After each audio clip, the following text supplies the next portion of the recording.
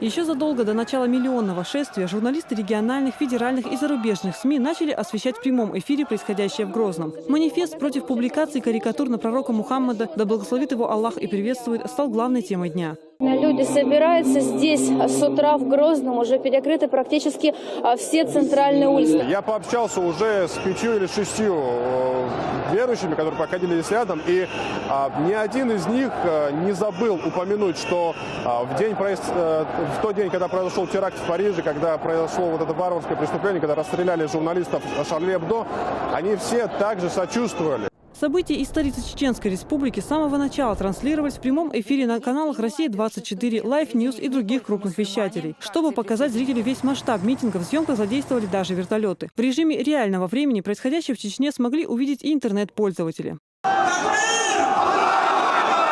Многие верующие, живущие за пределами региона и страны, выразили сожаление, что не смогли принять участие в одном из самых крупнейших шествий в мире в поддержку пророка, да благословит его Аллах и приветствует. Это не просто протест против карикатур, а выражение своей любви к посланнику Всевышнего. Этот митинг нельзя рассматривать узконаправленно, как поддержание сущности пророка Мухаммада. Этот митинг – это всеобщий протест против оскорбления чувств верующих. И это оскорбление, оно хуже, чем если бы оскорбили наших родителей. Это хуже оскорбление. Почему? Потому что это наш пророк.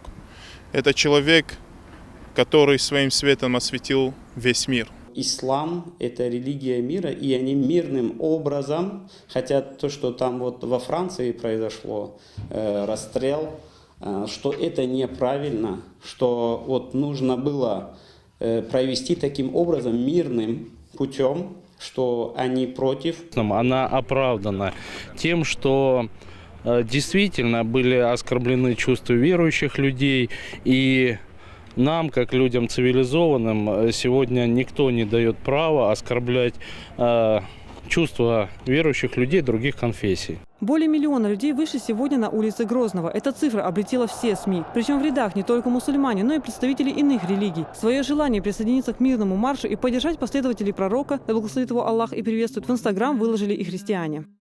Всей душой и сердцем с вами. Я православная, но абсолютно лояльна ко всем религиям, которые существуют. Я понимаю боль мусульман, потому что если бы Иисуса осквернили таким образом, у меня бы тоже была реакция. Мы одна большая многонациональная страна, которая в тяжелый час ненависти Запада, санкции должны держаться все вместе, одним большим и дружным маршем. Не позволим унижать и обижать всех нас. Будем вместе завтра действиями, мыслями с Чечней, мусульманами, Россией.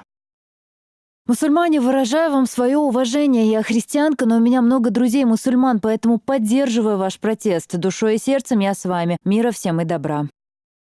Жаль, не смогла приехать. В Москве обязательно вышла с вами. Полностью поддерживаю. Свобода – это не вседозволенность, прежде всего. Вот отсюда все беды. Нельзя касаться самого святого, самого чистого, самого дорогого для верующего человека. Эта акция стала самой массовой по количеству участников манифестации и резонансу, которая вызвала событие. Митинг освещали не только основные федеральные телеканалы, но и иностранные СМИ. Елизавета Чепханова, Даут Куруев. Новости.